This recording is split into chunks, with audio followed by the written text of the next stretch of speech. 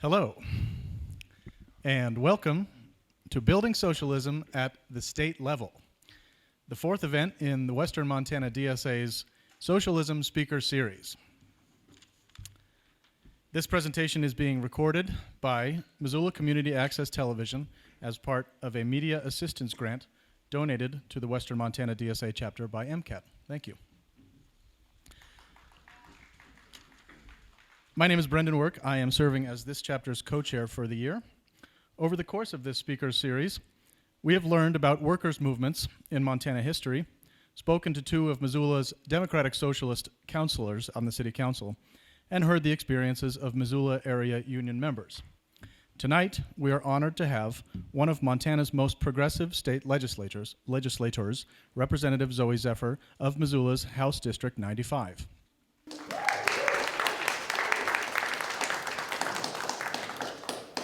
We had originally had State Senator Jacinda Morjo to join Representative Zephyr, but she was not able to make it due to a family emergency, so our thoughts are with her family.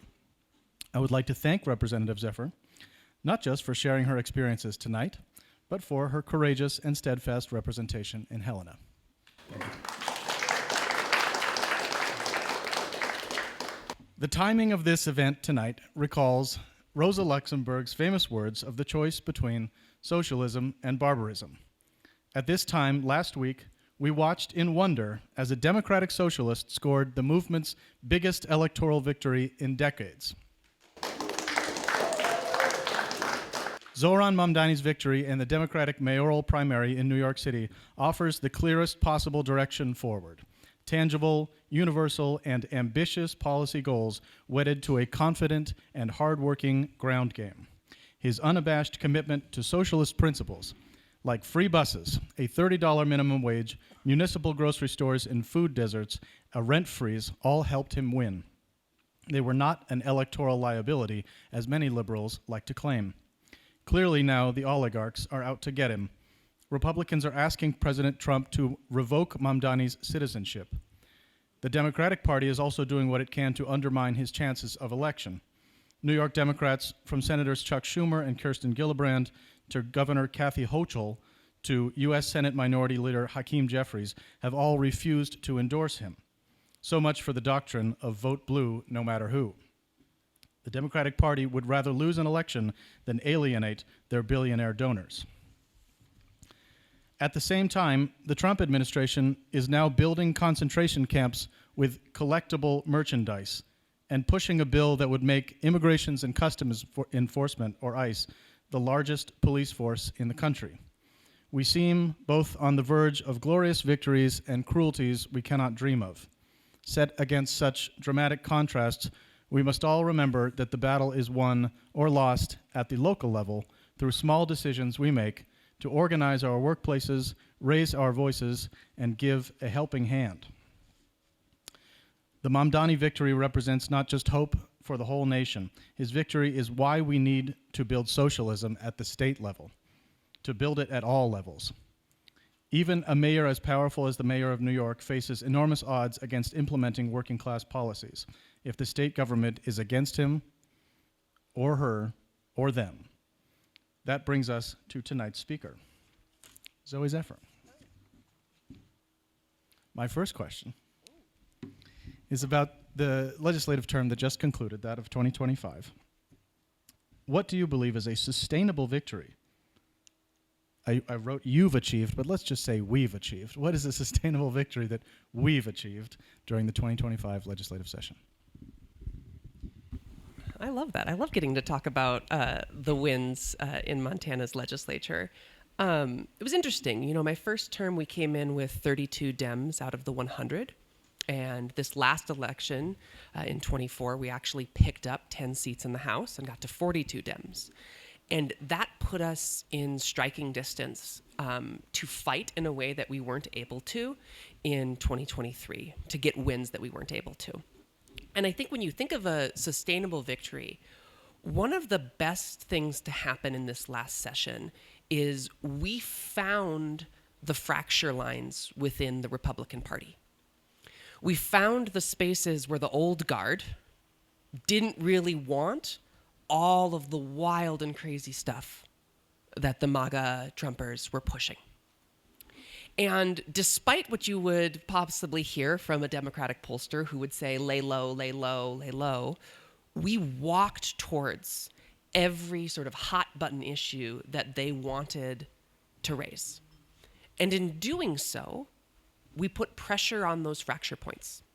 We put pressure on the question of taking local police forces and instead of having them deal with, serious crimes, shunting them off into being, quasi-immigration officers. Turns out that pissed off a lot of people across party lines, and we were able to put pressure on that and kill several of those bills.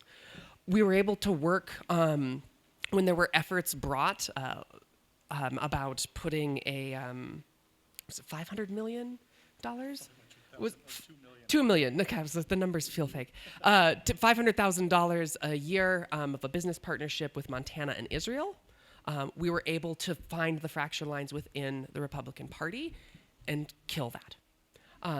Similarly, on a big personal win, we killed about half of the anti-trans policies, and it became the only red state in the country where half of Republicans stood up and said, no, I don't want to see these bills anymore. And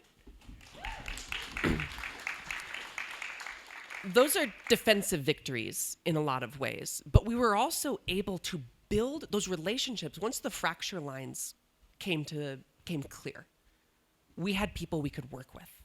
And so when the tax policy debates were happening again and again and again, we were actually able to use those relationships we had built to get wins in our tax policy.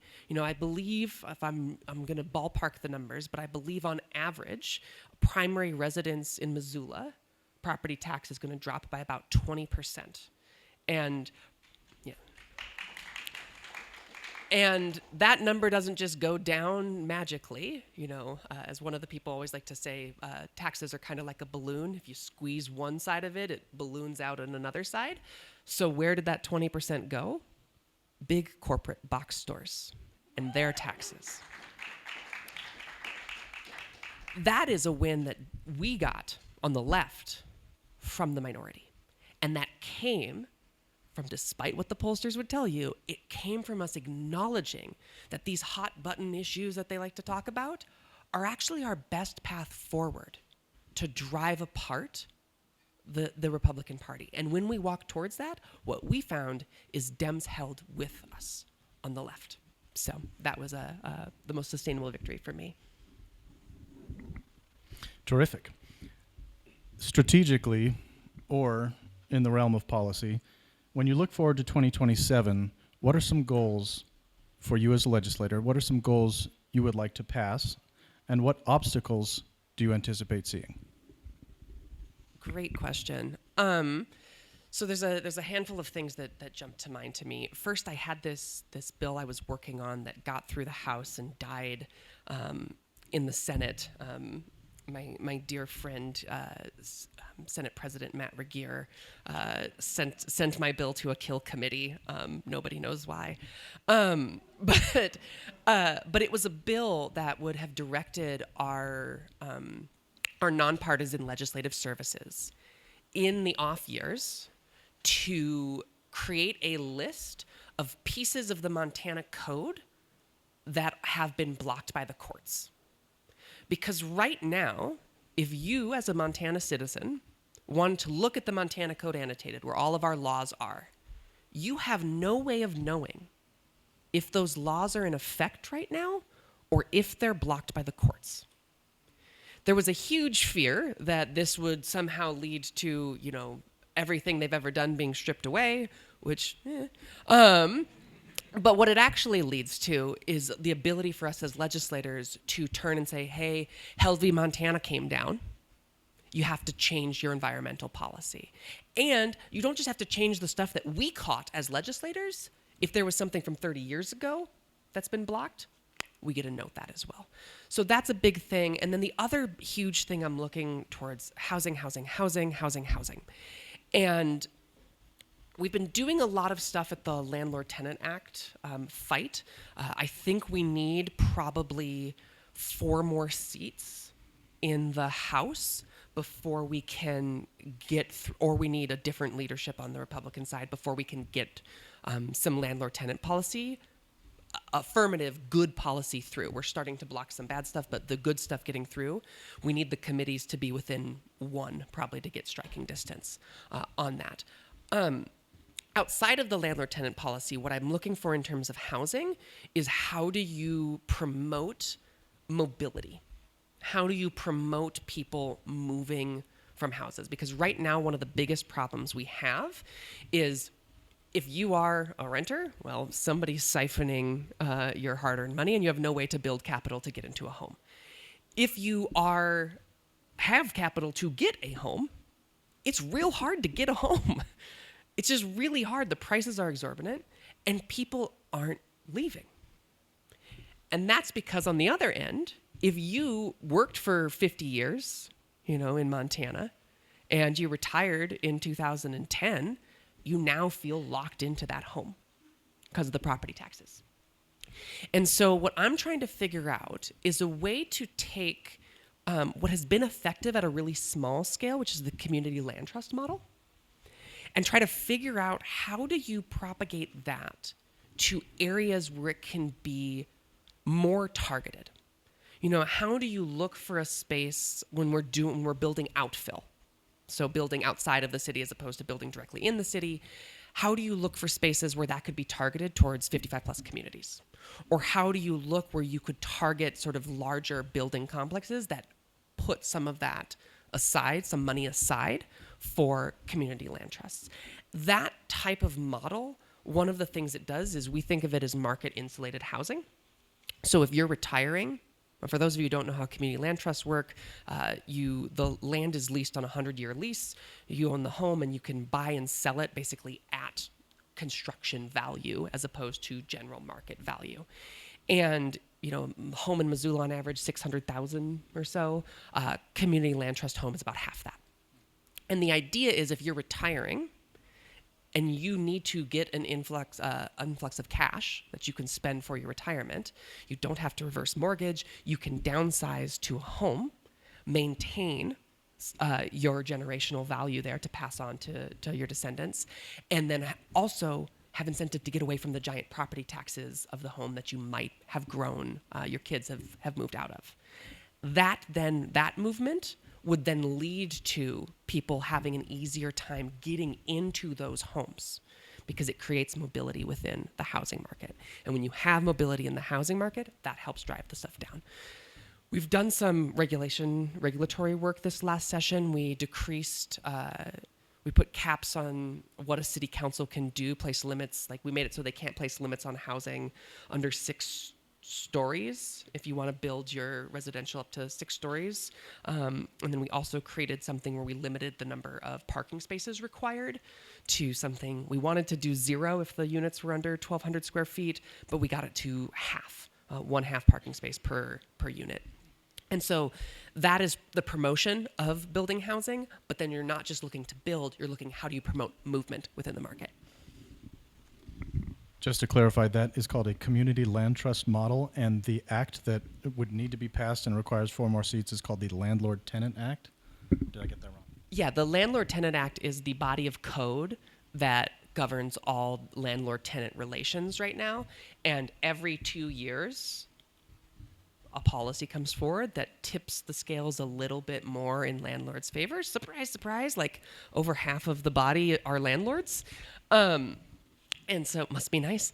But what that then leads to is a space where we have some weird policies that say things like a landlord can deny a service animal if they deem that it will have a negative value on the future resale value of the property. And when asked point blank whether cat dander would impact the resale value, we were told, yeah, probably. And so we haven't seen that play out in court yet, but what we're looking to do is find a suite of bills. We tried to do a study bill this session, and the landlords freaked out about it. Their lobbyists did, but I think next session we will see another broad suite of policies that will need at least 4 more seats before I think we can get them through committee. All right. As we continue, I just wanted to mention to the audience that I have a prepared list of now 7 questions, and then there will be time for questions from the audience. My next is zooming out a little bit to the realm of general principles. What can be done, do you feel, in Helena to build socialism or public power in the legislature? Great. So I'm going to give 2 things that I think build power. One, run for office. You know, I am happy to be in there as you know, an out democratic socialist, but I also think that there are we have several people in there as well who are DSA, and we have several people in there who I would say are DSA on the DL. And so I think the more people we get in there, the better it becomes. And the closer, there's a certain critical mass we reach where we can have an out caucus. And I think that helps, because that helps us sit on different committees and recognize what bills are coming through. Because when you have 1,800 bills in 90 days, you have to rely on your colleagues in the legislature to identify what's coming, what was talked about in the committee, and what the real risks are. And so the more DSA members you have across those committees, the easier it is to have your lunch and say, hey, Jacinda, what did you see in this bill on the Senate side when it ran through your committee? Okay, good to know. I can raise that with the caucus. And so that's an important aspect there. And then the other thing is, I kind of hit both, is you want people to run for office and you want to build sort of an established caucus communication line within the legislature. I think one helps the other. Those are probably, in my mind, the best paths forward. There's some, I don't know how broad the questions are going to get. There's some multi-state strategy stuff that I can talk about potentially, but I'll leave it at that for now. One of the long-term fights that you could consider for public power for socialism in Missoula was the fight to control the city water. How can we get utilities like, you know, you've seen the massive rate hikes that Northwestern Energy is putting into practice. How do we get utilities like our power into public hands? Great question. I think, you know, I think one of the things that's interesting is when we think of an end goal like that, you have this idealized way that you would walk towards that. And if you were building it from scratch, how would you build it? But it's important to recognize that all politics is path dependent. We have a situation in Montana that has arisen out of various processes that may not feel related, you know? So what you think about when you want to say, okay, here's an end goal, you look at the path that's been built and think of every path as a brick that's been built along the way. And, you know, these folks, folks who are addicted to power are kind of building a tower to Babel in a way. And our job is to identify which bricks we can pull to make that thing come crashing down. And in some ways, you look at something as simple as redistricting. You know, when the redistricting comes around the next cycle, how do we make sure that there's a fight on the PSC side of things? What are the levers? Who gets to decide what the districts look like for the PSC? Because right now it's all 5 Republicans. It's gerrymandered as hell. Our congressional districts are better and they're mediocre, and our state legislative districts are even better than that. So that's a space that you look. And then you also look, you know, what are the tools that people on the other side are using? And one of the examples I always think about is like, you know, when you look at someone who is trying to tear down unions, they didn't come out and say, well, our vision is free market, and if we would do this, we would build it this way perfectly, and here's how it would go. They said, What does this system rely on? Oh, dues? Okay, we're going to pass policy to make that optional. We're going to make it harder for you. We're going to asphyxiate the things necessary for this system to work. And so I think when we look and when it comes to power and how do we get utilities into our hands, we need to look at those levers and try to think which bricks do we pull, because it turns out if you're not trying to down the whole system, you're just trying to pull a brick, sometimes the eyes aren't on it and you can have an easier time. Thanks very much.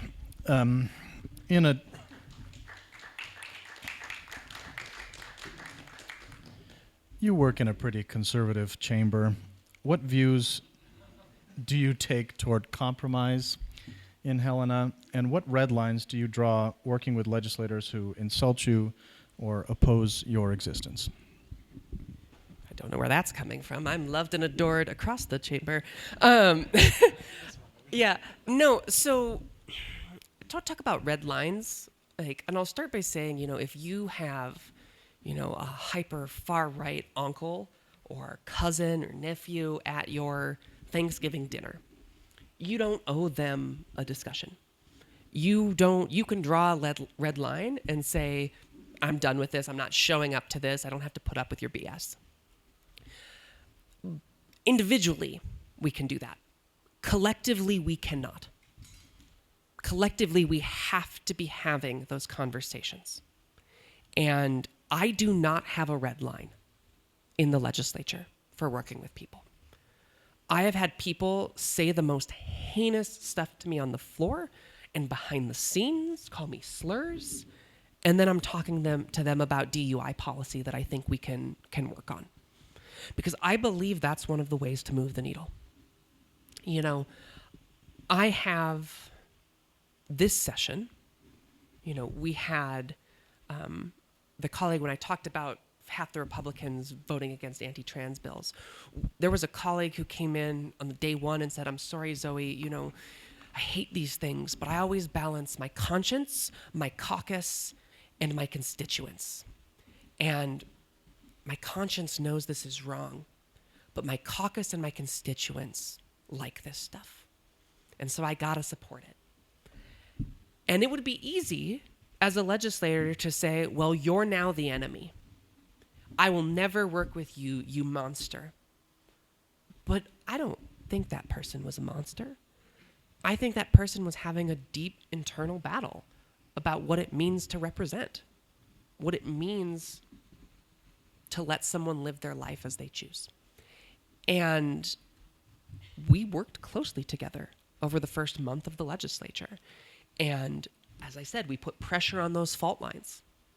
We tried to draw a line between the conscience and the caucus because we didn't think the constituents actually were on the same side as the caucus. And I think the Medicaid fight that we're seeing play out in Washington right now is a huge example of that. The Republican Party sure wants all of those cuts to Medicaid and SNAP. The people who rely on those rural hospitals, Republican or Democrat, sure as hell don't. And so we put pressure on that. And a month and a half into the session, she came up to me and said, I'm done. I'm done with this. I can't do this anymore. I don't want to see these bills. I'm going to try to stop them. And that is how you make that work.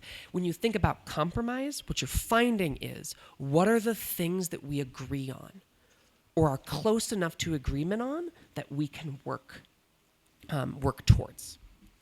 And there are people who would never take the vote. They're always going to vote for the heinous stuff that I think has no business in this state. They're voting for the ICE raids. They're voting for the anti-LGBTQ stuff.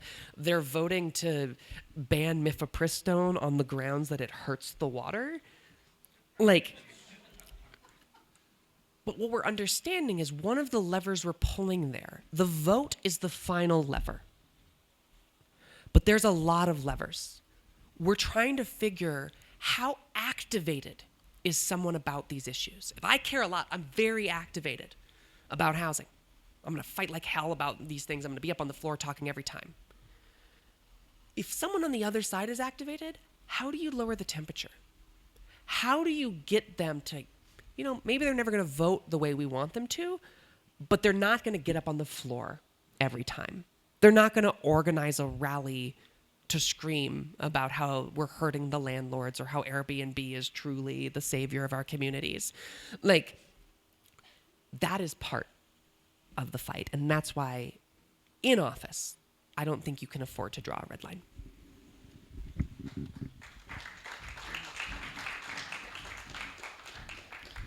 Thank you very much. In trying to build the pressure on the fault lines, in particular between the legislators and their constituents, between the caucus and the constituents, a question about public participation. What types of participation from the public do you find the most useful? What are we as constituents doing right, and what can we do better? I think a good example of what was done was the first thing is to pick something specific and target it and put a full court press on a specific policy. I think the MT for Palestine did a great job of this when it came to the $500,000 business partnership with Israel. And also, to my last point about drawing red lines, I think there was a recognition that that vote depended on the votes of people who we disagree with by and large, but who have, like, you know, a hyper fixation about any tax dollars leaving their arms. And so when it was like, oh, tax dollars are going not just out of our arms, but out of our country, you know, they were foaming at the mouth to stop that. And so you picked a specific policy and you recognized, you know, what's the number you need to kill that bill? 51. What coalitions get us to 51? Target those folks. The other thing, when you're not just targeting a specific policy, and you can move from policy to policy as you go, is in the off season, Montana is a blessed legislature in that we meet every other year. For 4 months of the year, tensions are high, the guard is up. But you have 18 months where a Republican legislator doesn't have their whip and their majority leader in their ear saying, no, no, no, no, no. Don't do this. I talked about that housing policy that we got. That policy, and there was a policy last session about building duplexes, triplexes, and fourplexes in spaces zoned for single-family housing. That was a progressive policy brought forward earlier by former legislator and DSA member Danny Tenenbaum. Well, it got shot down because Danny Tenenbaum, out socialist, brought it, and then we worked behind the scenes and got it to a point that a Republican brought it and was like, this is really good deregulation policy. And we're like, okay. It's like, all right, Yimby, let's go. And so figuring out when the walls are down, how do you talk to those folks? Because the majority, a good solid, I'd even say a super majority of legislators genuinely care and want to do what they think is right. And so when the walls are down, you can have those conversations. I will give a beautiful example. Tensions were boiling over on the last day of the session. The House had sine died.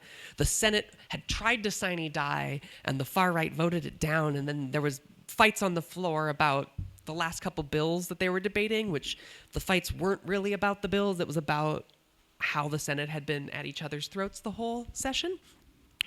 But it was a bill on housing.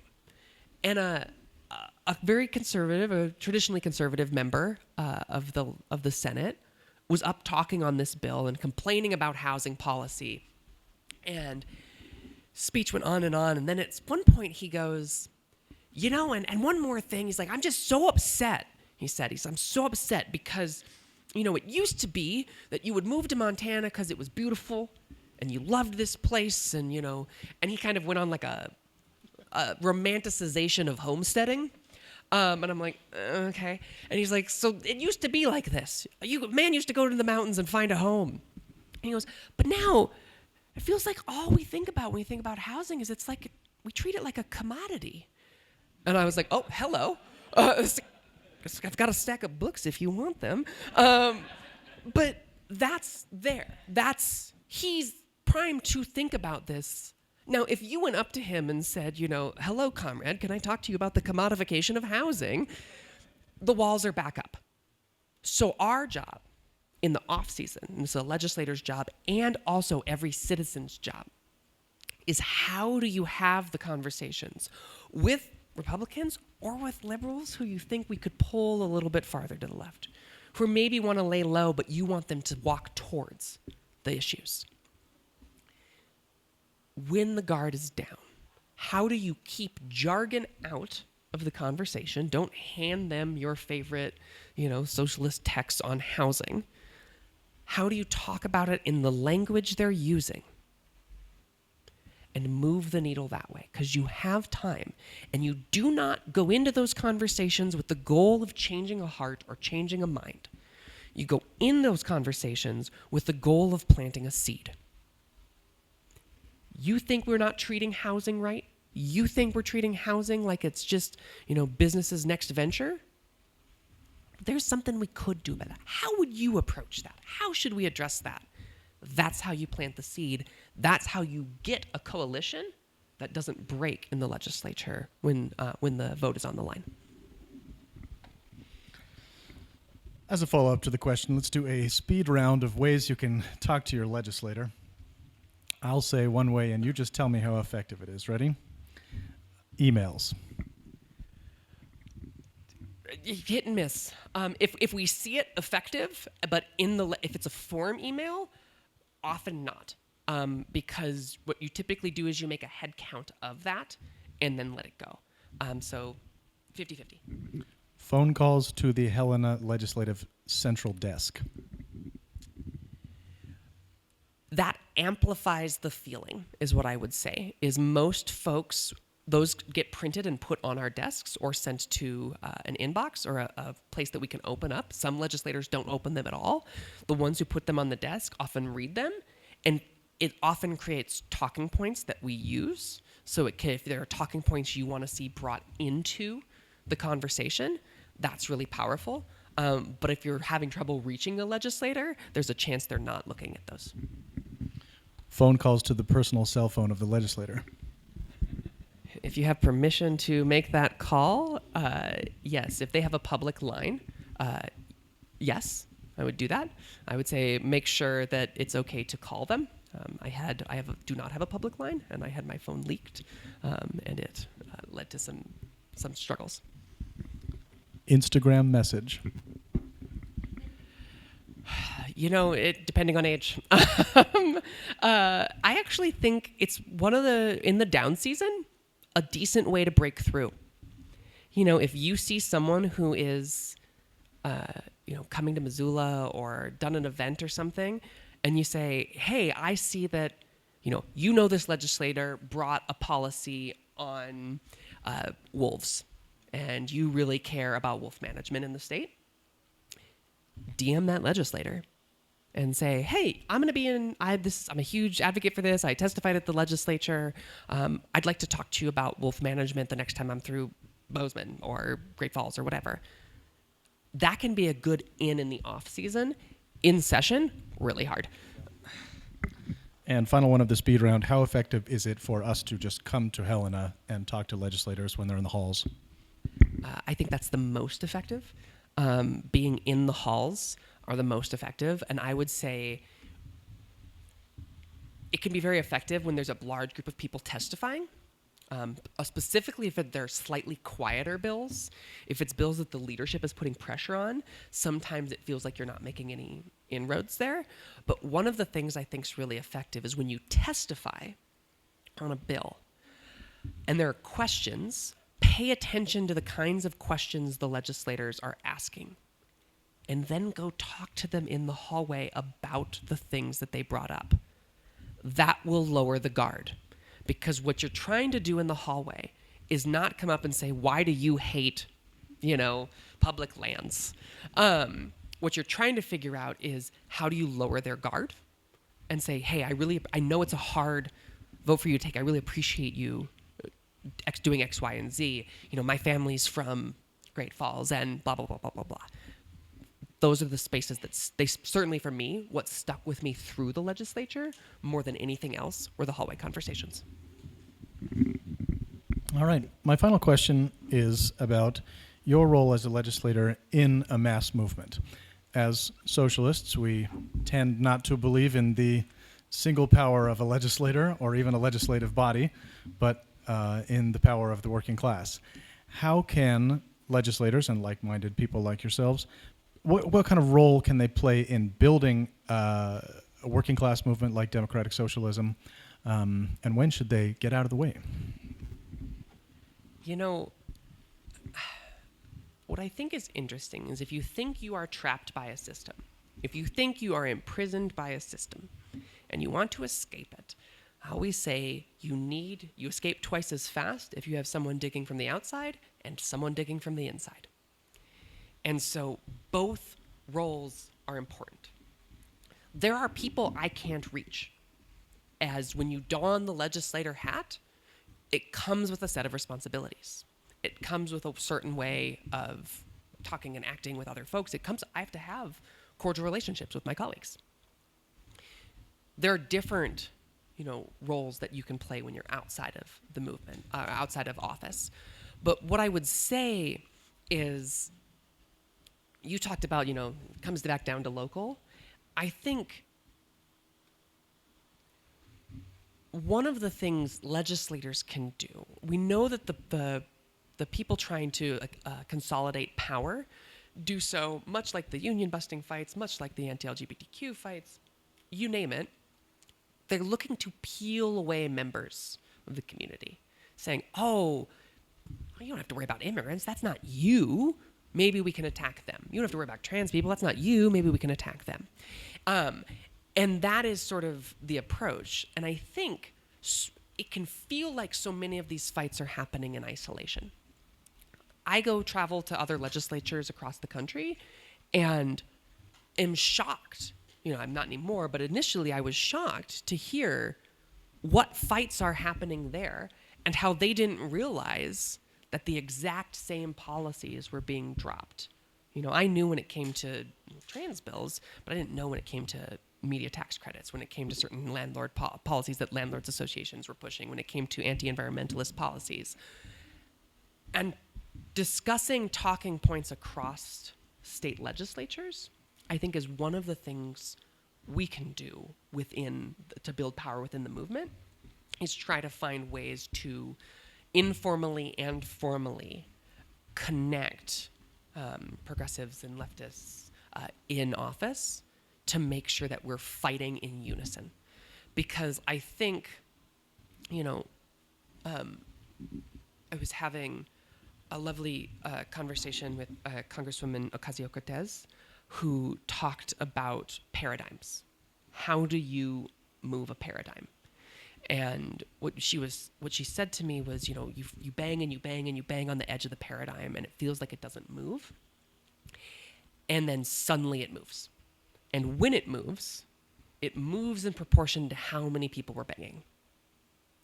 And so we have an opportunity here to, in running for local office, in being, in protesting against a university, in protesting against a business, in creating boycotts of businesses in targeted fashions, of putting pressure on every axis, on every potential breakpoint within the system. And our job as legislators is to build connection within the legislatures across the country and be ready, sometimes lead, for when the window of opportunity arises. If we feel like, oh, there's a push, like, for example, with the election, with the primary win of Mamdani, like, that opens up different conversations now. And so progressives need to be going to our more traditionally liberal counterparts and saying, this is the path. Like, this is the path here. You can walk towards this stuff. Because people are really, wobbly, And you can poll them and say, okay, no, look, you can win when you do this and win big. And so I think as people in office, our job is to say, how do we try to create those opportunities? And then also, how do we make sure when someone comes in and says, hey, we're pushing this policy, hey, we're making this thing a priority, or hey, I just hear you protesting outside, how do we use that to build that moment, to continue that momentum within the legislative process? And that's been true of, I often tell people there's no social movement has won its rights through polling. But if you look back, even something like, suffrage, or women's suffrage, you need people in office to capitalize on the moment. And so I think one of the things we do is we are moving and molding the space that laws get through so that when the moment arises, built from people outside broadly, we have the space to strike. Thank you so much.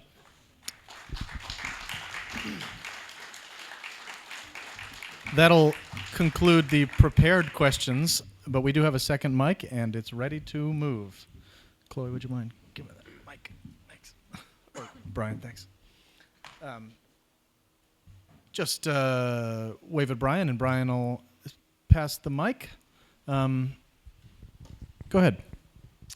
You mentioned judicial blockage of things. In the previous session, you were blocked from the floor, lack of decorum, because of a metaphor. Who would have thunk a metaphor would lead to that? And you brought suit. And I was sort of trying to track that suit, and it didn't go very far because the judge declared the thing moot. Now, I don't consider freedom of speech and your ability to represent your constituents moot. I think it's very important. So how can this consider to proceed? How do you think this will end up? When you say this, how will this thing proceed? Are you talking about judicial fights broadly or specifically on that front? The ability of the judge to say that what happens in the legislature violating free speech is moot. It's a good question. I think part of that space there was that the legislature was in the process of adjourning, and so there was, judges are human too, and there was a sense of yeah, exactly. I was like, oh well, but I think what we're finding is the more pressure is put on, the Trump administration is trying to break the courts, is trying to break the norms and defy the courts. And so I think judges are feeling a lot of pressure in that way to try to figure out what does it mean to rule in a space where, the defense of the federal government is the ever so classic nuh-uh defense. And I think all you can do is bring more suits, fight, and fight against the policies that are trying to change how suits are brought. We had suits brought, we had a policy brought forward that passed. I think it's going to be deemed unconstitutional, but it passed that said that laws have to be challenged not where the harm happens, but in the district of the legislator who proposed the legislation. So if if a legislator from Glendive passed a policy that said being socialist is not allowed, and you want to say, hey, hold on, that's a First Amendment suit, you don't get to go hear it in Missoula. You'd have to go hear it in Glendive. And so I'm pretty confident that will be struck down, but we have to bring those suits. We have to help support the organizations that bring those suits. And we need to make sure that we are fighting for nonpartisan judges within the state. That is the huge stopgap for me. We kept that at this point so far. We killed every bill, and it was their number one priority, the Republicans of Governor Gianforte, was to politicize the judiciary, because they thought if there was an R or a D next to the name of a judge on the ballot, that they would get more Republican judges. So we stopped that. That's what I think about as the biggest fight. I try not to get lost in the minutia of a specific case. As someone whose life often, gets ruled on by the Supreme Court of the United States, I can't get hopeless based on a specific result. I have to think about the long game.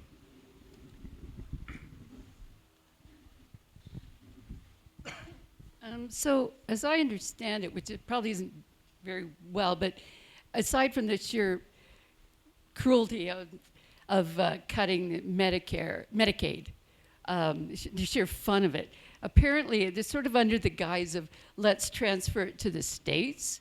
It's a canard, I know, but so what kind of pressure can be put on the Republican legislature or even the Democrats in the legislature to pick up the slack when this thing comes down in the future, the Medicaid cuts? Yeah. What's going to happen to these people?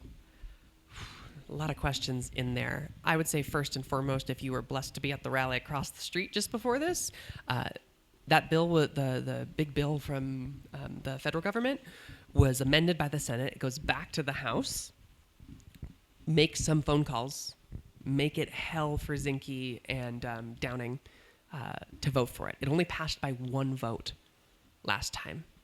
And they've cut various things out of it. Raise as much hell as you can to try to kill that.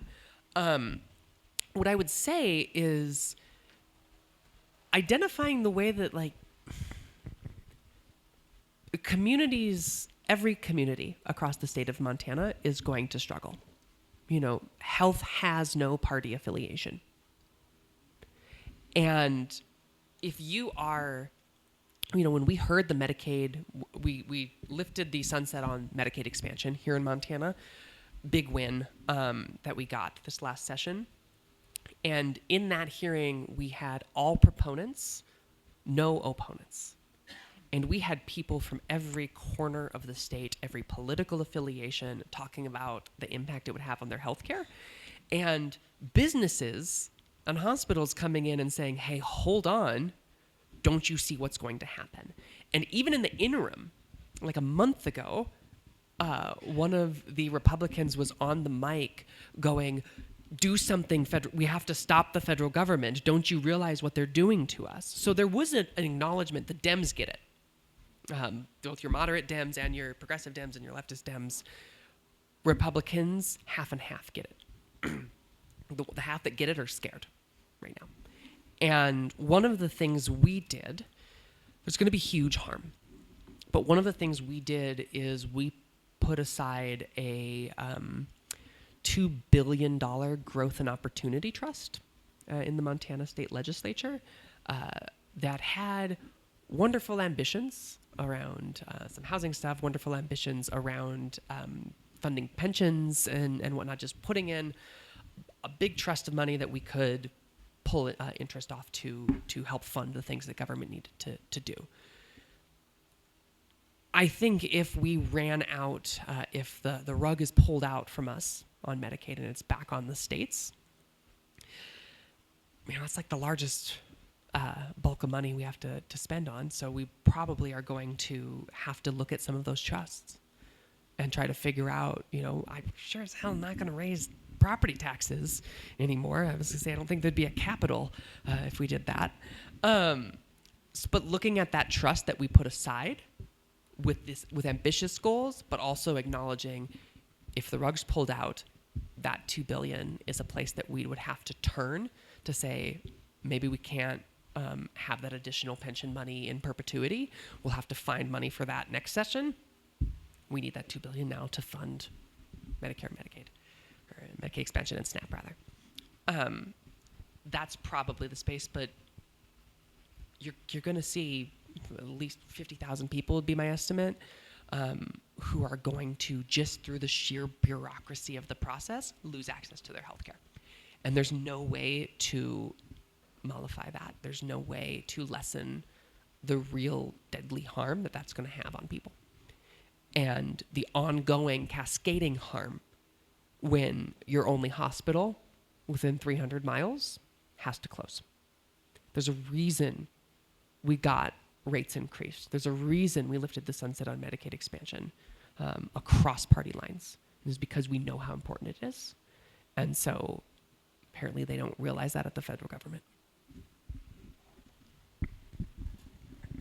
Hi, Chloe Carlson.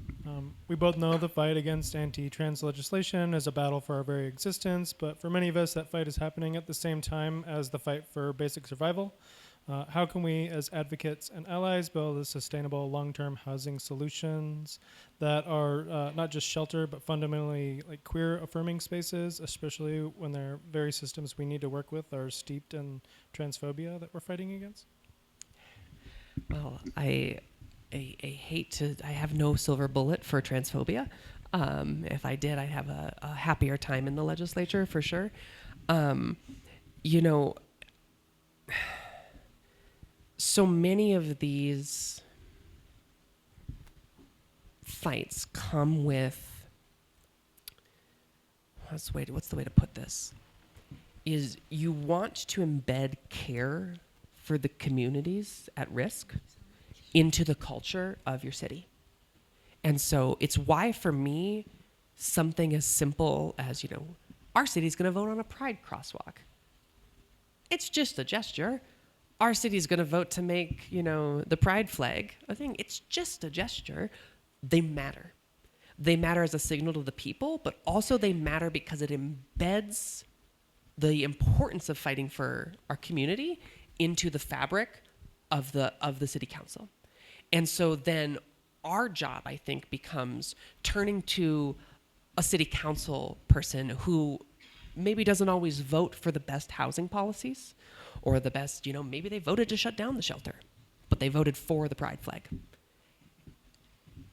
And finding that pressure point and figuring out how to talk to them and saying, like, what does this mean when you'll vote for this symbol, but when our lives are on the line, you're not there. And so for me, embedding support for a community within the culture of the city and then looking to legislators who've supported that, or city council members who have supported that, and then fallen short on the other aspects, and trying to, as we talked about advocacy, picking something. And, you know, if you want, you know, a queer Missoula to put money aside to build a queer commune, I don't think it's going to happen. Let me know. If it does, I'll show up to testify. But if you want broadly more housing built, or you want the shelter opened, or you want, you know, response to overdoses to look a different way, making sure you tie that from the community perspective to something they voted for, I think is the inroad to that change. But the hardest part of this work, and we know this, you know, as trans people, is it's really easy to cause harm. And the harm comes really, really fast. And change is so slow when you're trying to produce positive good. It's what makes a Trump administration so dangerous. It's easy to break things. It's what makes when, you know, Secretary Buttigieg gets in there and talks about rail across America and gets 4 years through and is like, damn, I've only got a few shovels in the ground when it comes to rail. And you feel that shortfall. It's because building is so much harder. And so that's the job on that front. And as the building goes on, the story of our community's history has always been mutual aid. It has always been caring for one another as that fight is ongoing. We have to have that fight for policy change, but we have to recognize until that policy change comes to fruition, it's going to be us on the ground taking care of each other. The protest, a lot of us just came from that. Yeah. Me too. I love a good protest. I love a good phone bank. A lot of times from the citizen side, there can be a little bit of a like emotional crash afterwards of, you know, we raised our voices and that kind of disappeared into somewhere. Can you tell us a little bit about, you know, what it allows you to do as a progressive legislator when people are out in the streets or, you know, doing a phone bank or, you know, doing these public collective actions to try to raise our voices? You know, what does that let you do? Yeah. So before I say what it lets me do, I want to say one of the roles of those protests is to build connection. If you're not talking to new people at that protest, you're not building a movement. Like I ran for office because I was doing de-escalation work. And I got talking to those folks. And someone said, hey, we should work on some city council policy and push it. And I was like, oh, that's great. And then we were doing that. And then those connections became something that led me to run for office down the road after blah, blah, blah, blah, blah. So that's first and foremost, is if you go, show up, do a chant, leave, never speak to someone, that helps you feel like you're staying activated, and it helps generally raise the temperature, which is what you're looking to do, is raise the temperature. The connections is the second layer of that work. In office, one of the things that does is it allows us two things. One, if someone's a really, really dang good speaker, it allows us to connect with them for future work, to connect with them and saying, hey, are you interested in coming and testifying on this bill? So it lets us pull folks into other fights. But again, I'm going to go back to the idea of raising the temperature. Is every issue, there's a certain temperature, and certain people get cooked at different temperatures. And so some people char, burn, and are gone, and they don't want to deal with it. But others, like, you got to find the right heat for them. And you can do that.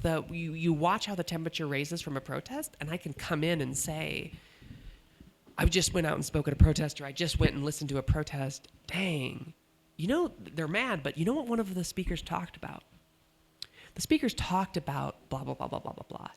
And that's my inroad to a conversation with a politician. That's how I tend to use it, as what was mentioned in the protest, and how do I use one of those topics. I mean, like, somebody from Kalispell actually just gave a really good point on blah. And now I can have a conversation with someone from Kalispell who I think I can get to flip on this vote, or Billings or whatnot.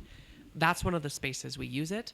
And it's the same reason you're constantly trying to figure out what is the right temperature. As a policymaker, when you're trying to change a specific heart or mind or trying to move the needle, what temperature is the most effective temperature here? And you have to go up sometimes to a break point, and you have to drop it at some point. So that's what the protests do, is it allows us to see how is that shifting and who can I talk to within that lane. I have somebody in mind for this, but I feel like there's such a chasm between. Can you bring the mic a little closer? Yes, it scares me. There's such a chasm between protesting and then running for office. So, what are some of those other roles that, say, somebody who doesn't feel confident enough to run for office, what are supportive roles that are still integral to supporting you in what you do that people can participate in? I will first note that at least half of the politicians in office are introverts. Some of them, I think, if they had to get up at a space like this and talk, would probably cry. So don't write off running for office just yet, because it truly is an incredibly effective way to make change. We need people in those rooms. But I'd also say that policy changes happen in 1,000 rooms.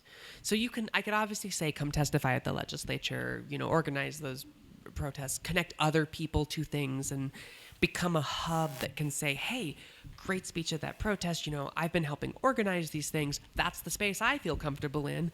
But Daniel Carlino's right there, and you could just talk to him if you're interested in doing some city council stuff. He's eating right now, but in a second he'll be able to talk. That becoming that kind of spoke in the movement, but also the jobs that you're in, the institutions that you're in, there's space for power building and community building in there. I can't, when I left the University of Montana, I was working in the provost's office, and we had protests outside one day because a professor had said some horrendous thing and got put on leave. And I remember some of the higher ups at the office being anxious, being like, don't they know that we're doing everything we can? Like, we have to follow Title IX. We have to. And I was like, wait, hold on. This is the thing this is, to your point, this gives us the space to put out a slightly more forceful statement. This gives us the rationale to respond that way. But that took someone in that office recognizing what the levers of power there are to move them. So I don't know where you work or what you do, but you can push on the levers of power in there. Because I'll tell you, when I left the university, I lost the ability to do that in some ways. I can call them and say, hey, your legislator who represents the university thinks your actions are good, bad, or the other, but I can't create the internal pressure that can be, go back to that escaping a system, that is needed to move the needle twice as fast. So look for those spaces in your own work. Hey, Zoe. My name is Robbie, and just thank you for all this wonderful inspiration and just great ideas on strategy. And I could keep you here all night asking for more questions. Just the first one I've got is going back to housing. It seems like so much of the housing emergency in Missoula and many other places is due to private equity companies buying up vast amounts of real estate at already elevated values, prices, jacking the rent for people who don't have any choices, who then help force up the rent elsewhere. Do you have any strategies or any abilities at the state level, even either as in the minority or if you had the majority on your side, to be able to stop private equity companies or investment companies in general from destroying housing as we know it? Yeah, Zoe, in 60 seconds, how do you fix the capitalistic problem around housing? Give me 90 seconds? So generous. So first off, love the idea of serving in a majority. The things I could do. So Representative Jonathan Carlin was doing work on a mobile home lot act, specifically geared towards addressing the issue where out-of-state companies were coming in and buying mobile home parks and then jacking up the prices. We just had one jacked up on the west side.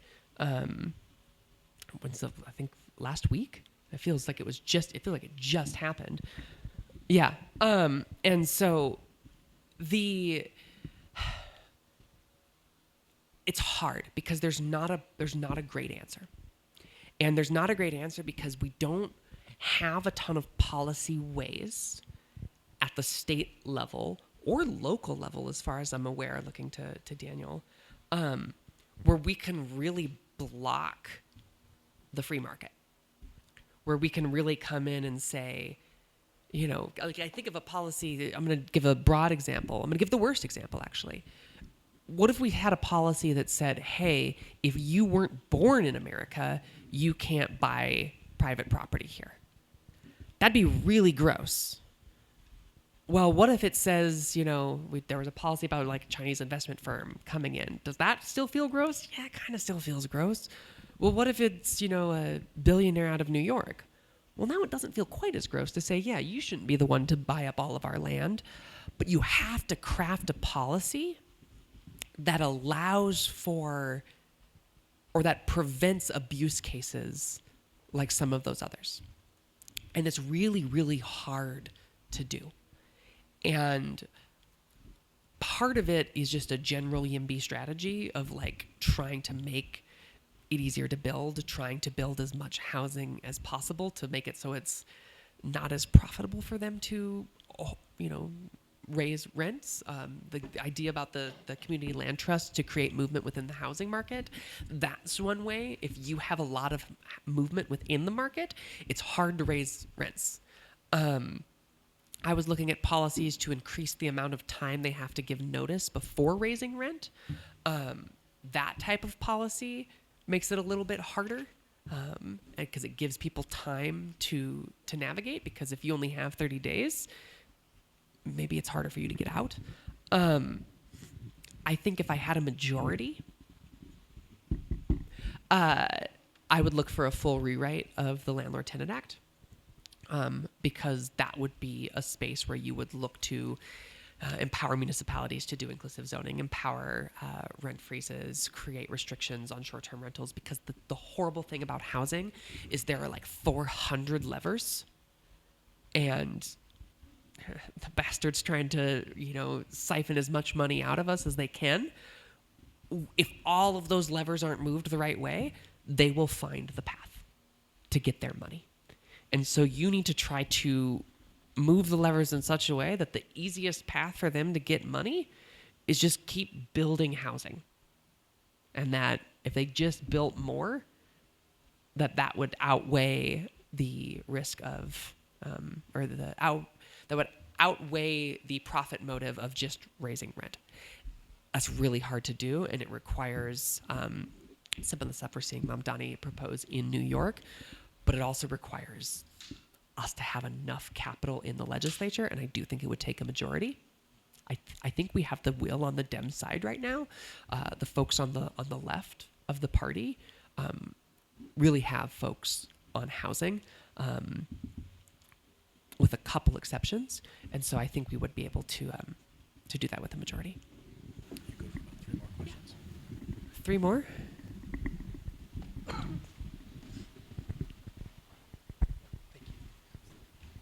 Legislator, first I just want to thank you so much for your thoughtful comments on turning levers with your colleagues and with all of the folks across the aisle. Tonight you are among a crowd of your peers, and I am curious what work you do to engage constituents who are perhaps on opposite ends of the aisle or who are undecided, and how you get involved with those voting members of your community. Thank you. Great question. I think the good thing about Missoula is, if you were trying to represent 1 million people, it's a little bit harder to just be a woman about town. But I can go have conversations all around the city. I can go have conversations at a farmer's market. I can go have conversations at various events. I go to basically anything that I can. If I see a big gathering happening and I'm around not doing some other project, I try to go to those spaces and hear what those folks are saying. And then beyond that, it's door knocking. And you can, my district is 2 square miles. I can knock those doors. And so you knock those doors, you have those conversations. If I get an email from someone that says they want to meet, I meet.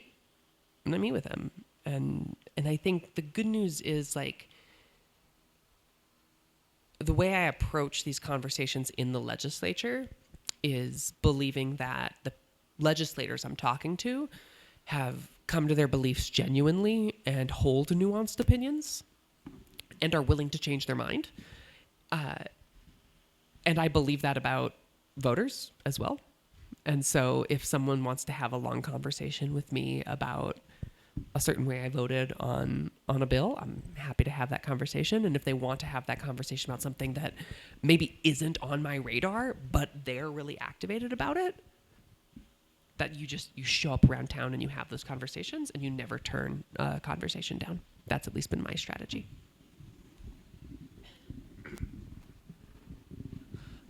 Hello there. I'm going to move the conversation briefly away from Montana.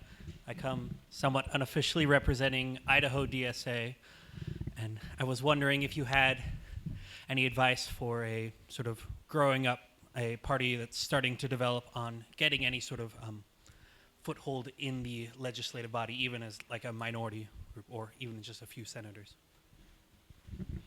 Is the question getting a foothold for like the DSA in the Idaho legislature, or running candidates or anything on that front, or supporting candidates? Yeah.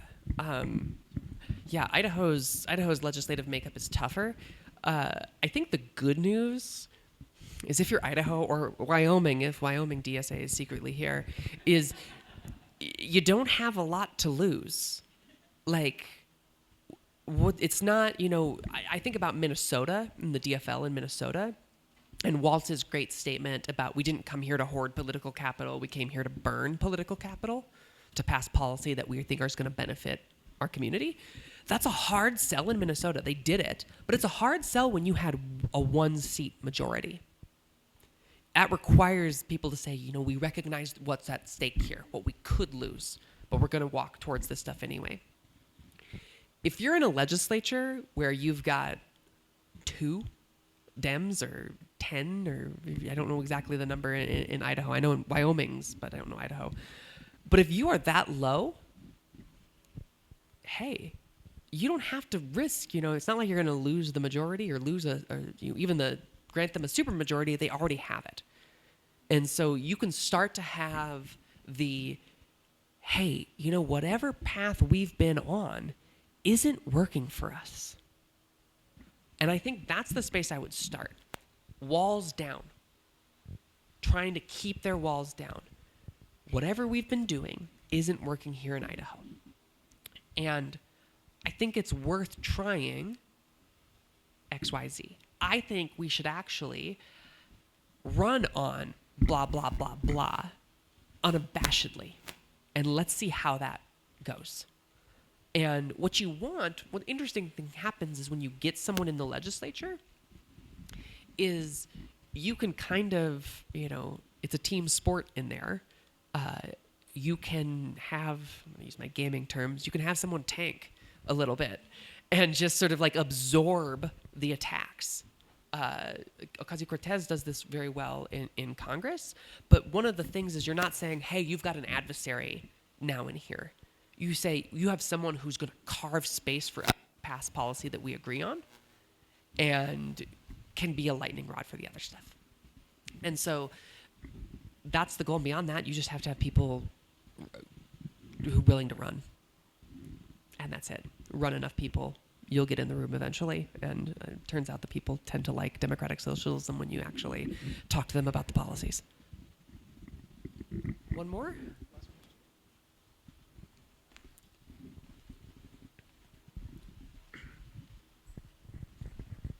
Tony Davis here. You talked about raising the heat, talking to people face to face, making connections. I'm wondering, what is the role of humor in that? And can that be effective in changing people's minds? That is probably my favorite question I've ever gotten. So we're going to go into politics 401 here. This hasn't been like a rah-rah conversation as much as like a political strategy conversation. I think that's what we in the DSA really want. But for this, when I talked about raising and lowering the temperature, those one-on-one conversations with the guards down, that's about lowering the temperature because you plant the seeds at the lower temperature. You create the stress and the dissonance at the higher temperatures. And sometimes the pressure to vote if they feel like that's there. So that's how we're moving back and forth between that. But one of the ways to most quickly undercut the work is to become predictable. If you are always at the door screaming, you're just someone who's you're not actually raising the temperature, you're just an angry voice that can be written off.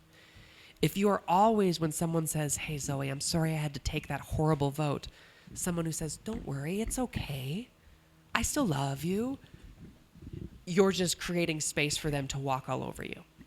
So one of the things you're trying to do, and this is, any effective leader knows this, is you want to make sure that you are moving between the ways of being in a way that allows you to raise and lower the temperature as benefits the aims that you're trying to reach.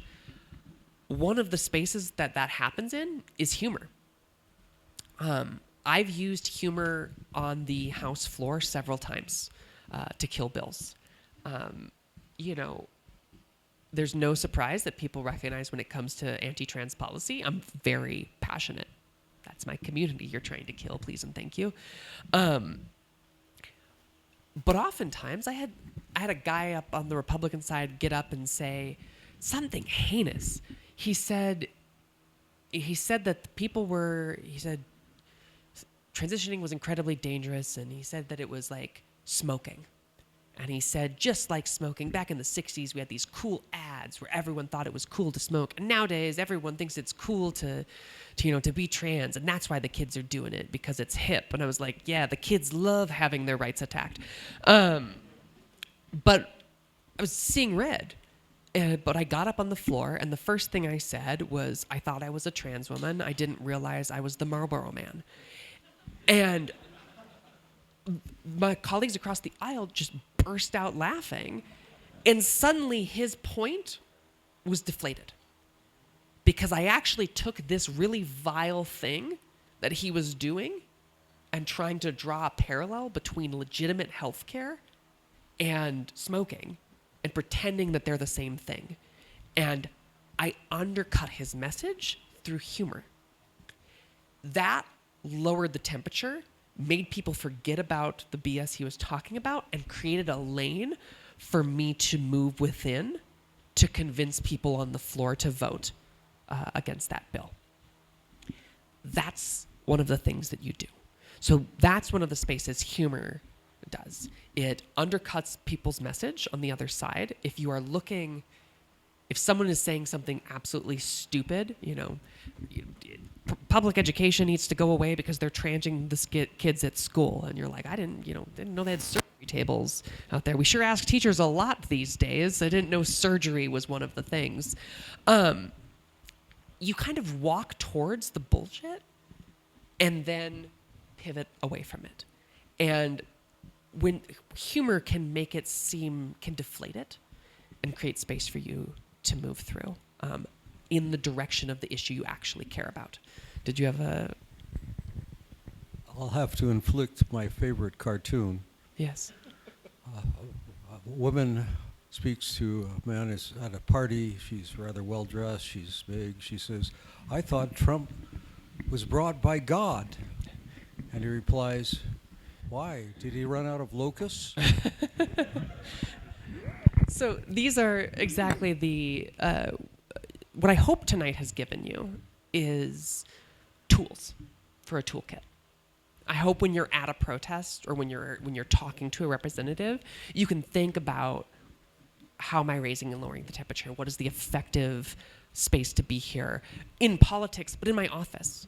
What is the temperature that the leadership team at my office functions at? And how do I get us to a space where I can change the way we approach policy?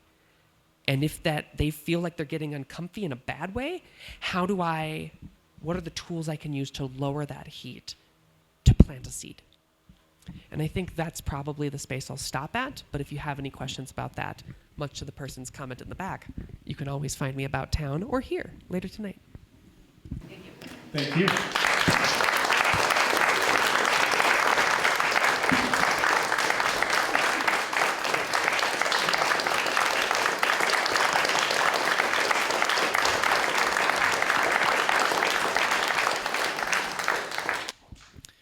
We here are very, very fortunate to have someone so competent, so energetic, well-spoken, philosophical, expert, fluent in the machinery of government, innovative, flexible, open, and committed to the oppressed and underserved as our legislator.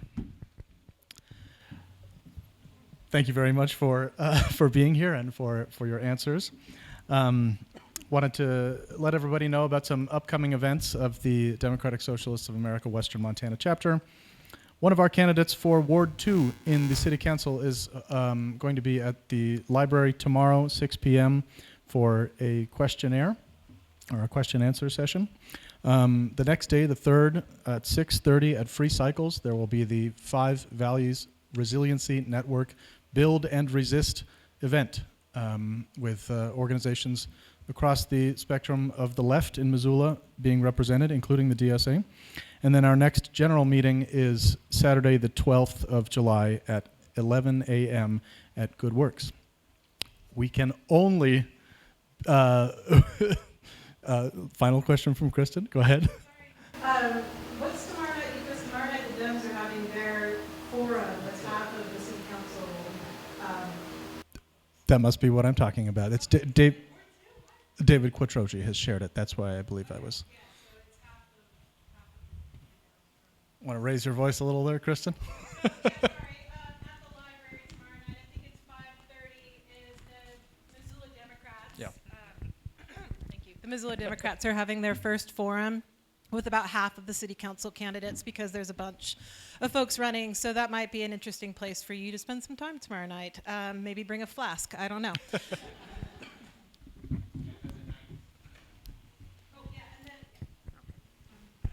Sorry, and then the other half of the city council candidates are going to be there on the 9th, the same. I can't remember which room. Cooper room is out on the top floor, library, 5:30 tomorrow and next Wednesday. All right, those dates are again the 2nd of July tomorrow, the 3rd of July the day after that, the 9th of July, and the 11th of July. I'll see you, every single one of you, at all of those events. We're going to get you that majority. With the power in this room and the organization of the masses, we are going to build socialism in this country, in this century. So thank you, Zoe, and everyone have a good night.